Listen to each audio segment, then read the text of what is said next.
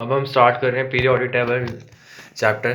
ठीक है, तो जो मैजिक नंबर्स देख लेते हैं सबसे पहले। जो हमारा एस ब्लॉक है, एस ब्लॉक मतलब जो पहले दो ग्रुप्स हैं, ठीक है, उनके अंदर मैजिक नंबर का है ऑर्डर 8, 8, 18, 18, 32।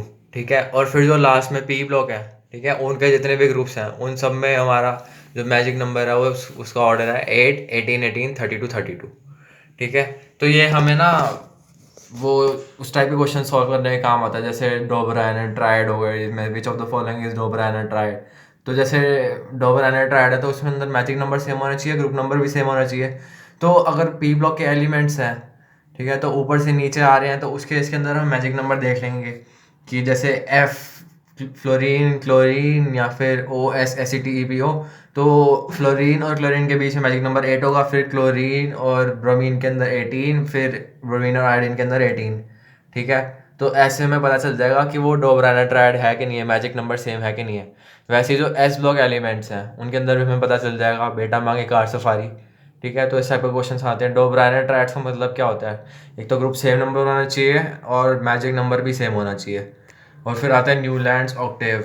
तो जो न्यूलैंड्स ऑक्टेव है, तो ऑक्टेव से नाम पता चल रहा है कि जो magic number group number same होना चाहिए और मैजिक नंबर सिर्फ 8 होना चाहिए। अब एक सवाल आता है, इतने सारे साइंटिस्ट थे, बट सबसे पहले जो पीरियोडिक टेबल दिया था वो किसने दिया था?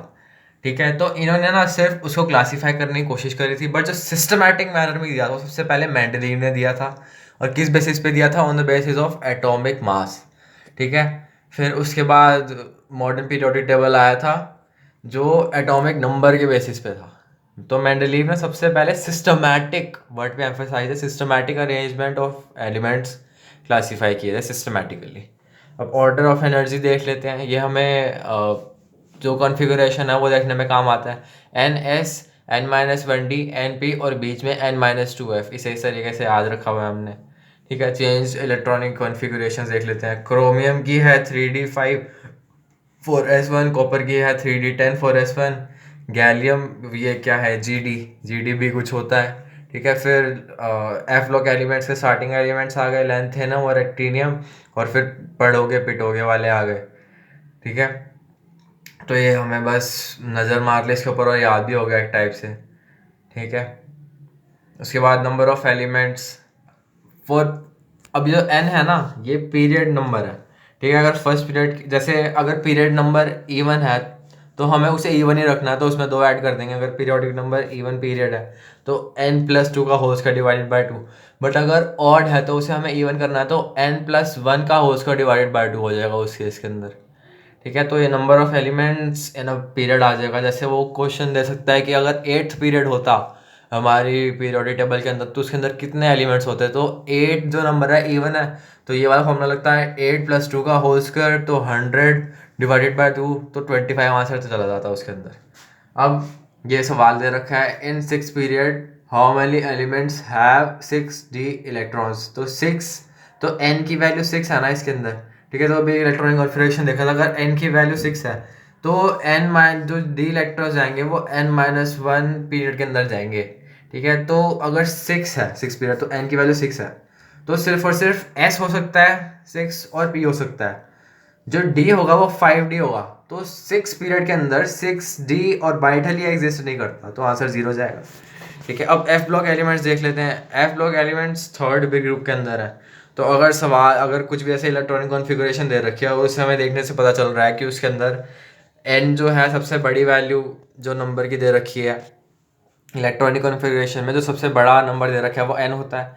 और अगर हमें देखने पता चल रहा है कि n-2 में एफ, मतलब एफ और बाइटल में जा रहा है अगर एलिमेंट, ठीक है, तो उसके अंदर हमें सिंपली पता चल रहा जाएगा कि वो थर्ड बी ग्रुप का है, क्योंकि जितने एफ इलेक्ट्रॉन्स हैं ना, एफ ब्लॉक के एलिमेंट्स हैं, वो सबके सब थर्ड बी ग्रुप में है। तो third B third B group is the largest group in periodic table which contains 32 elements. ठीक है, 32 एलिमेंट्स आते हैं। सिर पर नदिया प्रेम की समाई, सिर पर नदिया प्रेम की समाई, यू गद तब दिल हुआ अरे तुम यबलू। ठीक है, ये तो लेंथेनम हो गए। फिर एक्टिनॉइड्स की भी अलग है, लेंथेनॉइड्स और एक्टिनॉइड्स। अब इनका देख लेते हैं जो एटॉमिक नंबर है।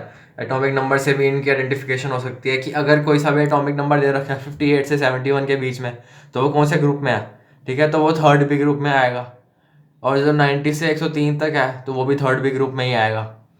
ठीक है, जो एफ हमारा ब्लॉक है उसके अंदर एफ और बाइटल के अंदर मैक्सिमम 14 इलेक्ट्रॉन्स आ सकते हैं। ठीक है, तो जो लेंथेनॉइड्स हैं उनमें भी 14 एलिमेंट्स हैं 58 से लेके 71 तक। 58, 59, 60, 61, 62, 63, 64, 65, 66, 67, 68, 69, 70, 71। तो 58 से लेके 71, वैसे 90 से लेके 103 तक। ठीक है, ये हो गया। और लेंथेनॉइड 6th पीरियड में है और जो एक्टिनॉइड्स हैं वो 7th पीरियड के अंदर होते हैं। अब for same shell order of screening देख लेते हैं। स्क्रीनिंग मतलब पेनिट्रेशन, क्लोजनेस टू न्यूक्लियस। तो जो सबसे क्लोजेस्ट हमारे पास शेल है वो है एस, फिर पी, फिर डी, एफ। ठीक है, तो जो स्क्रीनिंग का मतलब है क्लोजनेस टू न्यूक्लियस। ठीक है, due to penetration effect, closeness to nucleus penetration effect की वजह से आता है। ठीक है, तो जो क्लोजनेस टू न्यूक्लियस है ना वो एस पी डी एफ के ऑर्डर में, और स्क्रीनिंग का ऑर्डर भी यही रहता है। अब हम एक बार ये देख लेते हैं कि जो एटॉमिक साइज है, ठीक है, या फिर एटॉमिक रेडियस है, साइज से रिलेटेड, साइज भी लिख सकता है वो या फिर रेडियस भी लिख सकता है। तो उस केस के अंदर कैसा ऑर्डर रहता है? अगर कोवेलेंट कंपाउंड है, ठीक है, तो कोवेलेंट कंपाउंड कैसे बनता है? Covalent compound sharing of electron से बनता है, मेटल और नॉन मेटल के बीच में। मेटल क्या करता है? इलेक्ट्रॉन देता है, नॉन मेटल इलेक्ट्रॉन एक्सेप्ट करता है, तो जिसकी वजह से शेयरिंग ऑफ इलेक्ट्रॉन होता है। और इसका एटॉमिक रेडियस ओवरलैपिंग की वजह से बनता है। मेटालिक रेडियस जस्ट सरफेस पर टच होने की वजह से बनता है।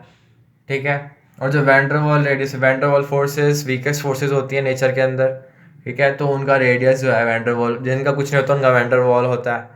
ठीक है, जो हमारे नोबल गैसेज हैं उनके अंदर वो अपने आप में ही स्टेबल है। ठीक है, तो उन्हें जो है मॉलिक्यूल बनाने की ज़रूरत ही नहीं है। चलो मान लो बन भी जाता है तो ओवरलैपिंग नहीं होती, शेयरिंग होती ही नहीं इलेक्ट्रॉन की। वैंडरवाल रेडियस की वैल्यू सबसे ज़्यादा होती है। अब जैसे सवाल पूछ लिया कि कोवेलेंट बॉन्ड को बनाने के लिए कंडीशंस क्या है। For covalent bond calculation both the atoms must be same, ताकि दोनों एटम का साइज सेम रहे। ठीक है, एक का बड़ा और एक का छोटा ना रहे। ठीक है, must be same for which radius is to be calculated, and these must be only single, and there must be only single bond between them। ठीक है, क्योंकि अगर डबल बॉन्ड हो जाएगा ना तो उसके इसके अंदर जो क्लोजनेस है या फिर ओवरलैपिंग है वो और ज़्यादा हो जाएगी, क्योंकि more s character means more electronegativity. ठीक है, और जितने ज़्यादा बॉन्ड बनते जाएंगे उतनी ज़्यादा इनके बीच में अट्रैक्शन बढ़ती जाएगी और ओवरलैपिंग और होती जाएगी, तो जो एटॉमिक रेडियस है वो इररेलेवेंट आता जाएगा। ठीक है, तो सिंगल बॉन्ड ही होना चाहिए दोनों एटम्स के बीच में, और दोनों सेम टाइप के एटम्स होने चाहिए। अब नेक्स्ट देख लेते हैं, एनसीईआरटी में कुछ इंपॉर्टेंट हमारे पास इंफॉर्मेशन दे रखी है। नॉर्मल एलिमेंट्स के बारे में लिखा हुआ है, S and P block elements are called as normal elements except inert gas. Inert gas को छोड़कर एस और पी ब्लॉक एलिमेंट्स, तो वो ना सीधा इनकी इलेक्ट्रॉनिक कॉन्फ़िगरेशन पूछता है। ठीक है, एक तो नॉर्मल एलिमेंट्स है और टिपिकल एलिमेंट्स है। जो थर्ड पीरियड के जितने भी एलिमेंट्स हैं जिनमें आते हैं हमारे पास sodium, magnesium, aluminium, silicon, phosphorus, sulphur, chlorine, iron, potassium, calcium, ये सब के सब टिपिकल एलिमेंट्स होते हैं। और जो नॉर्मल एलिमेंट्स है, नॉर्मल एलिमेंट्स के डिफाइंड है S and P block elements except inert gas, तो इनकी वो इलेक्ट्रॉनिक कॉन्फ़िगरेशन पूछता है सीधा। ठीक है, ठीक है, तो S and P block except inert gas, तो एस ब्लॉक में 1 और 2 रहता है। एन एस की एस में 1 और 2 रहता है। एस या तो 1 हो सकता है या तो 2 हो सकता है। ठीक है, अब पी में 1 से शुरू क्यों नहीं हुआ? क्योंकि अगर 0 से क्यों शुरू हुआ? क्योंकि अगर 1 आ जाता तो कंडीशन आ जाती भाई साहब कि पी ए का इलेक्ट्रॉन होना ही चाहिए, तो वो सिर्फ और सिर्फ पी ब्लॉक के एलिमेंट्स के लिए अप्लाई हो जाता, पर इसके अंदर एस और पी ब्लॉक एलिमेंट्स दोनों के लिए होना चाहिए। ठीक है, और यहाँ पर 6 क्यों नहीं गया? एन पी 6 होता है, 6 इसलिए नहीं गया क्योंकि 6 जो नंबर होता है वो इनर्ट गैस के लिए होता है। ठीक है, तो ये 0 से 5 रहेगा, ना कि 1 से 6 तक। ठीक है, थर्ड पीरियड के elements are known as typical elements except inert gas. ये भी इनर्ट गैस को छोड़ के, कुछ भी हो जाए इनर्ट गैस को हमने कंसिडर नहीं करना। अब यहाँ पर एक पॉइंट जो रखा है, all actinoids are radioactive but not artificial. ये बहुत ज़्यादा इंपॉर्टेंट पॉइंट है। ठीक है, इससे सवाल दे रखा होगा, स्टेटमेंट दे रखी होगी, बट हमें फिर भी समझ नहीं आएगा, तो इसको बहुत अच्छे से समझना है। ठीक है, अब एक्टिनॉइड्स कहाँ से शुरू होते हैं? 90 से शुरू होते हैं और 14 ऐड कर दो। और लेंथेनॉइड्स 58 से शुरू होते हैं, 71 तक जाते हैं, 14 ऐड करके 90 में 14 ऐड करेंगे तो 103 तक पहुंच जाएंगे वो। ठीक है, क्योंकि 90 को भी इंक्लूड किया है। तो अब एक हमें चीज़ पता है कि जो यूरेनियम है उसका जो एटॉमिक नंबर है वो 92 होता है। ठीक है, तो यूरेनियम तो हमारा रेडियो एक्टिव है, तो जितने भी यूरेनियम के बाद वाले जितने भी होंगे सबके सब रेडियो एक्टिव होंगे, ठीक है। तो 92 और 92 के बाद वाले जितने भी हैं वो सब के सब हमारे रेडियो एक्टिव हैं, ठीक है। बट एक्टिनोइड्स 90 से शुरू हैं, तो 90 और 91 रेडियो एक्टिव नहीं होने चाहिए। तो हमारे हिसाब से सबके सब जो एक्टिनोइड्स हैं वो रेडियो एक्टिव नहीं होने चाहिए। बट जो हम मानते हैं ज़रूरी नहीं है कि ज़िंदगी से हमें वो मिल जाए, ठीक है। तो इसीलिए एनसीईआरटी में लिखा हुआ है कि all actinoids are radioactive but not artificial. इसमें उल्टा लिखा हुआ है, ठीक है। हमें पता है कि जो जितने एक्टिनोइड्स हैं वो उनमें से कुछ रेडियो एक्टिव नहीं होते, बट एनसीईआरटी ने लिखा है कि सबके सब रेडियो एक्टिव हैं पर सबके सब आर्टिफिशियल नहीं होते। उसने हमारे रेडियो एक्टिव को आर्टिफिशियल से कंपेयर कर दिया है। तो हमें इस चीज़ का याद रखना है, जो हमें याद है उसका उल्टा है आंसर। सबके सब हमारे हिसाब से सबके सब रेडियो एक्टिव नहीं होते, बट इसके हिसाब से सबके सब रेडियो एक्टिव हैं पर सबके सब आर्टिफिशियल नहीं है, ठीक है। कुछ मैन मेड भी हैं, सॉरी, सबके सब आर्टिफिशियल नहीं है, कुछ नेचुरल भी हैं, ठीक है। अब आगे चलते हैं। All lanthanoids are natural except PM. अब लैंथेनॉइड्स सबके सब नेचुरल हैं, ठीक है, एक्सेप्ट पीएम। इसमें सिर्फ एक ही है पीएम, सिर पर नदिया प्रेम की समाई। तो पीएम हो गया जो कि आर्टिफिशियल है, ठीक है। इसमें सिर्फ एक ही आर्टिफिशियल है, बट इसके अंदर सब आर्टिफिशियल हैं, कुछ ही हैं जो कि नेचुरल हैं, ठीक है। जैसे जैसे ऊपर जाते जाते हैं वैसे वैसे जो आर्टिफिशियल कंपाउंड्स हैं उनका नंबर बढ़ता जाता है। तो इसके अंदर सब नेचुरल हैं, सिर्फ एक आर्टिफिशियल है। इसके अंदर सब आर्टिफिशियल है, कुछ ही नेचुरल है, ठीक है। पर सबके सब आर्टिफिशियल नहीं है, ठीक है। First man made element technetium, technical, ठीक है, नाम से पता चल रहा है टेक्नीशियम। हमें ये चीज़ याद रखनी है, पीएम सर थे एक, ठीक है, उनसे कंपेयर कर लेना है। All lanthanoids are natural except PM, क्योंकि वो बहुत ज़्यादा सोना पहनते थे और नेचुरल जो जनरली जो इंसान देखते हैं, टीचर देखते हैं, वो सोना नहीं पहनते, तो वो एक टाइप से आर्टिफिशियल ही हो गए ना। तो पीएम आर्टिफिशियल है। First man made element technetium है। अब लिक्विड एलिमेंट्स देख लेते हैं। लिक्विड एलिमेंट्स एक तो मरकरी हो गया, ब्रोमीन हो गया। अब ना हमें ना इस चीज़ से बड़ी इंपॉर्टेंट बात चलती है, जैसे हेलोजन्स में नीचे आते हैं तो फ्लोरीन, क्लोरीन, ब्रोमीन, आयोडीन, ठीक है। तो जो ब्रोमीन है वो लिक्विड स्टेट में है, क्लोरीन और फ्लोरीन हमारे गैसेस स्टेट में होते हैं। तो जो जैसे जैसे नीचे जा रहे हैं वैसे वैसे अट्रैक्टिव पावर जो है बढ़ती जा रही है, ठीक है, जिसकी वजह से जो हमारा स्टेट है वो चेंज होती जा रही है। ऊपर गैसियस था, फिर ब्रोमीन लिक्विड आ गया, फिर जो सॉलिड है, सॉलिड के वॉयलेट कलर के क्रिस्टल्स होते हैं। तो अब जो हमारा आयोडीन है ना वो सॉलिड हो जाएगा, ठीक है, ब्रोमीन लिक्विड है और ऊपर गैसियस है। इस चीज़ का हमें खास ध्यान रखना है। एक तो यहाँ पे बच्चा घूमता है और एक यहाँ पे बच्चा घूमता है, ठीक है। अब एक स्टेटमेंट ये भी दे रखा होगा अकॉर्डिंग टू एनसीईआरटी कि कितने एलिमेंट्स हैं जो कि लिक्विड हैं। तो एनसीईआरटी के अकॉर्डिंग 6 एलिमेंट्स हैं जो कि लिक्विड है, ठीक है। ये चीज़ हमें याद रखनी है। अब आते हैं जेड इफेक्टिव पे। जेड इफेक्टिव मतलब जो अट्रैक्टिव पावर है, ठीक है, towards the outermost shell electrons, attractive power of protons in the nucleus, ठीक है। तो जैसे जैसे इधर जा रहे हैं वैसे वैसे हमारा जो शेल है, शेल का साइज तो उतना ही है, पर नंबर ऑफ इलेक्ट्रॉन्स भी बढ़ते जा रहे हैं, नंबर ऑफ प्रोटॉन्स भी बढ़ते जा रहे हैं, ठीक है। जिसकी नंबर ऑफ प्रोटॉन्स बढ़ रहे हैं जिसकी वजह से जो अट्रैक्टिव पावर है वो बढ़ती जा रही है, तो साइज़ छोटा होता जा रहा है इधर आने पर, ठीक है।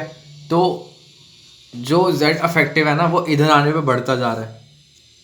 अब यहाँ पर हमें खास ध्यान देना है कि जेड इफेक्टिव में कोई हमारा एक्सेप्शन नहीं है। Lithium, beryllium, boron, carbon, nitrogen, oxygen, fluorine, neon. But जब हम साइज़ की बात करेंगे तो साइज़ इसका उल्टा हो जाएगा, ठीक है। साइज़ में लिथियम सबसे बड़ा, फिर बेरिलियम, फिर बोरोन, फिर कार्बन, फिर नाइट्रोजन, ऑक्सीजन, फिर फ्लोरीन। बट नियॉन सबसे आगे चला जाएगा।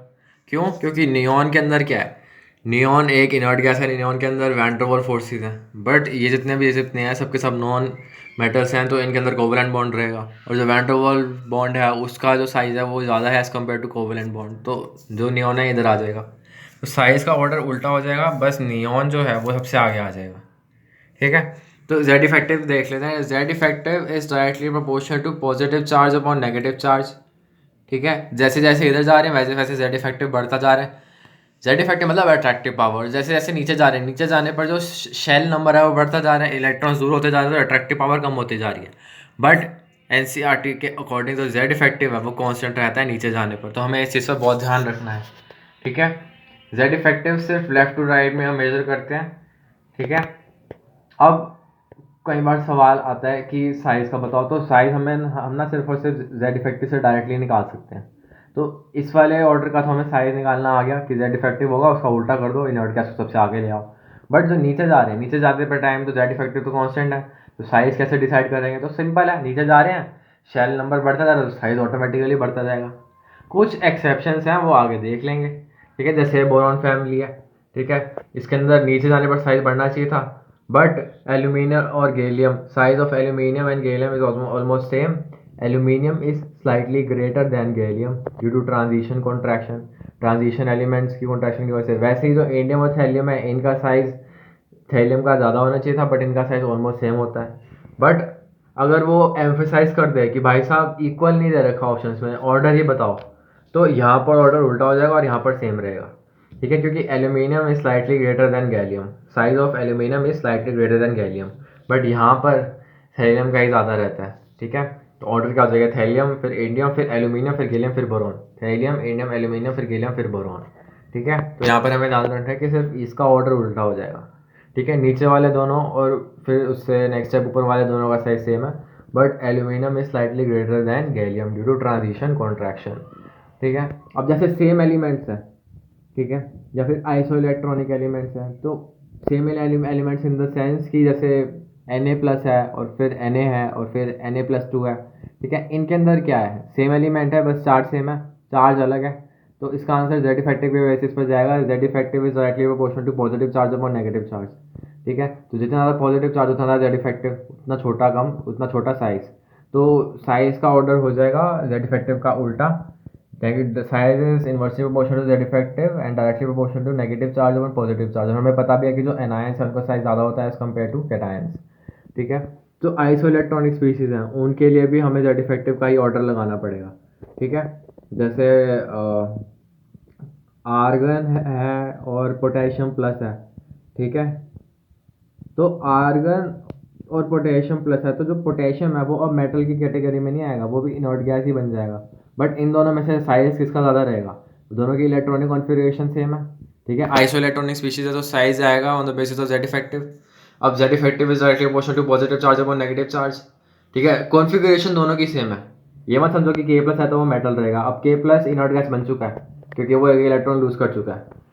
ठीक है, तो उस केस के अंदर Z effective positive charge upon negative charge, तो पोटेशियम का जेड इफेक्टिव ज़्यादा रहेगा और साइज आयरन का बढ़ जाएगा, पोटेशियम का कम हो जाएगा।